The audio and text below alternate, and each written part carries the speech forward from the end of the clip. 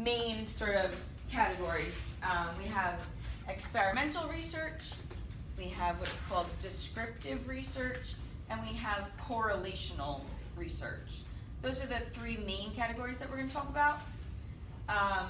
We'll start with experimental because it's the most complicated, I guess.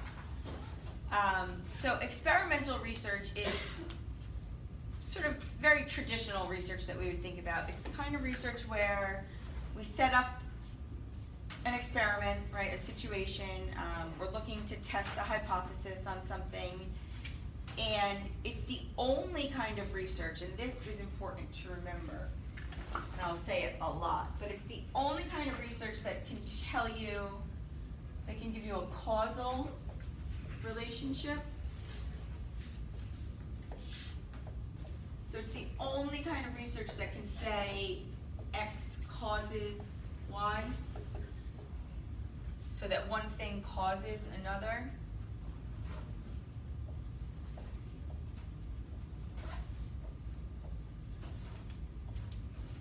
I'm going to also mention to you guys this word, causal, right? It means something causes something.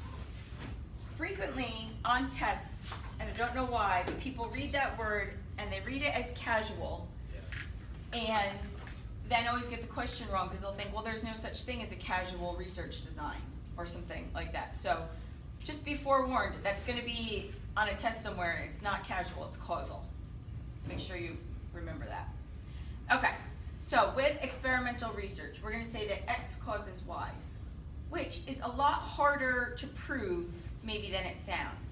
Can anybody give me an example or think of something, that one thing that causes another? If you poke a balloon with a needle and has air in it, it's going to pop. Good. And I liked that you were specific about that too, right? You didn't just say if you poke a balloon it pops. You said you poke a balloon with a needle that has air in it and it will pop. Now, is there any instance under which that wouldn't be true? If you had one of those really, really thick balloons that aren't supposed to do that, Okay. Like weather balloon it or put a lot more pressure into it. Okay. Well, isn't there also those experiments where if you, like poke it like really slowly, you can go through the balloon without popping? I've seen those as well, yeah. Now, you can go through, the air will eventually get out, right? Like you make a hole, it just doesn't pop. Basically what happens is you twist the needle into the balloon, and because you're not poking it and pulling it away, it will fill that gap and make it like it's never really been opened, so it won't give the air a chance to rapidly expand outwards and cause it to pop. It's Okay. like you make the hole, but you also plug it at the same time. Okay. So that would be a sort of a confounding factor in that, but I think we could get around that in this example by saying that's not really poking it, that's doing some sort of, like if we made sure that poke was defined properly in our definition, what is it to poke a balloon, then we could get around that one. So that's a good example because that one actually works, right? We can say that this causes Y. We can't say, well, maybe it was this that caused the balloon to pop, or maybe it was that caused the balloon to pop, right? Which is what we can do in a lot of other situations. Like, could we say that smoking causes lung cancer? They've done a lot of studies on smoking and lung cancer and that sort of thing. But can we say it causes it? Not exactly. Not It's exactly. not guaranteed. Right, it's not guaranteed. Not everyone that smokes gets lung cancer. Not everyone that gets lung cancer was a smoker, right? And could it be about 10,000 other variables? Maybe it has to do with your genetics and how they interact, and did you have a healthy diet or an unhealthy diet, and did you live in a city or a country? Was there pollution and smog, and what kind of cigarettes you smoked? And yeah, I mean, there's just so many variables that can come into play there, right? So it's not always easy in a lot of situations to prove this causal relationship, okay? A lot of times experiments are designed, something that might be a very common example would be like to test a new sort of drug, like a pharmaceutical drug, right? Maybe we want to find out if this new drug lowers your blood pressure, right? There's a lot of drug companies that are trying to find drugs that keep us healthier and living longer and things like that. So if we wanted to find out if this drug actually worked to lower our blood pressure, we would have to run an experimental design. So in an experimental design, the experimenter or the researcher, the person running the design, has control over many aspects of it, as they would need to have, right? They've got to control all the settings, who gets what, all sorts of stuff. So we have control over, and particularly over, the variables in this design. What would variables be if we want to see if a new prescription medication lowered blood pressure? Ingredients. Medication. Okay, well, really the medication itself, Yeah. right? And then what would the other variable be? The effect it's having on blood pressure. Yeah, right? So which one would be X and which one would be Y? X would be the medication causing the blood pressure to go down. And Y would be the effect it has, right? Does it work or not? So in an experimental design, we've got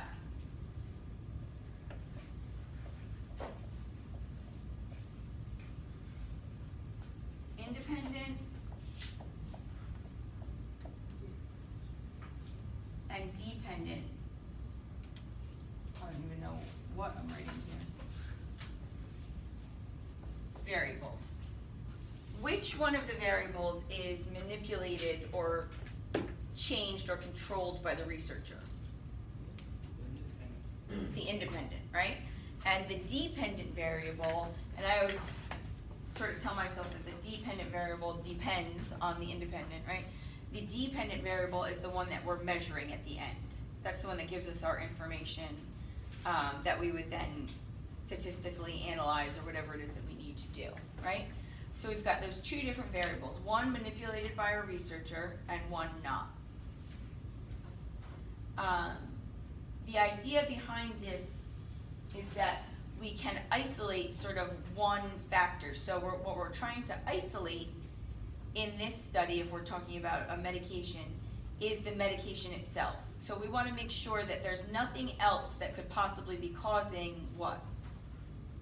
The blood pressure. The reduction in blood pressure, right? If there's other factors coming into play, then our results are not going to be very valid. What other things could lower blood pressure? What do you think? Sleep. People getting better sleep, Managing Right. stress. stress reduction, maybe like meditation or yoga or something like that, Diet. change in diet, right? So we want to sort of try to predict some of these variables and control against them. So when we're setting up our study, we're going to have obviously people that we're going to give the medication to, right? But we also need to have people that we don't give the medication to in order to make sure that it's not some other life variables that might be causing this. Okay, so we're going to have two groups of people. We're going to have a control group, what we call a control group. That's the people that we don't give the medication to. They're like setting our sort of standards, right? And then anybody know what the other group's called? The control. First one is control. What's the other one? Experimental. Okay, so the other group is the one that we're experimenting on. They are subjected to our treatment, whatever that's going to be. Okay, and in this case, they would be the people getting the medication, right? Okay, so we've got two groups. We have control and experimental. Now, what we need to make sure we do is, I've got you guys here. So say you guys are my sample size. You're the people I'm going to test on. What I don't want to do is say everyone on this side is control and everyone on this side is experimental. That would be bad. Why would that be bad? Because they already know it. Well, I definitely don't want to tell you. Yeah. But why would it be bad to just assign you this way? Because some could already have, like, I don't know, you gotta like compare each person and make it even with what they've already got going on. I don't know how to say that better. Okay, and the best way to make it even is to do it randomly, actually, because if we are random, then we, ideally, with a large enough sample size, you would get an appropriate cross-section of people, right? So basically, we want the groups to be kind of the same, and the best way to do that is what's called random assignment. So I would take everybody's name in here, put it in a bowl, and pick it out. And hopefully, again, with enough people, with big enough group, you get sort of the same group. So, you know, maybe you get 10% of people that are totally healthy and 10% of people that follow a good diet, right? You have different representatives that you need to have. Okay, so you want to do what's called random assignment, which is exactly what it sounds like, right? You have no idea and no purpose behind who goes in what group. All right, so that's one. The other thing is what you guys just said. It needs to be, it's called single blind, but you need to not know what group you're in. Why is that important? So you can't fake it. You can't fake it, and you can't fake it either purposefully or sort of subconsciously or unconsciously, right? So that would be a blind experiment where you don't know what group you're in. Now, to make it even better, even stronger, we would make it what's called double blind. What's double blind? Because when no one knows. No, well, somebody knows, right? Someone, Hopefully. third party. But a third party, right? So the people that are in the groups being studied and the people that are doing the actual studying or data collection piece, nobody knows what group you're in. So if I'm sitting down with my control group, I'm one of the research assistants, okay? So I'm gonna sit down with the control group and I'm gonna ask you guys to tell me what symptoms you've experienced. I won't know when you're telling them to me if you're in the control group or the experimental group. So I won't have any bias as I'm recording your symptoms, ideally. Okay, these are all things done to reduce bias.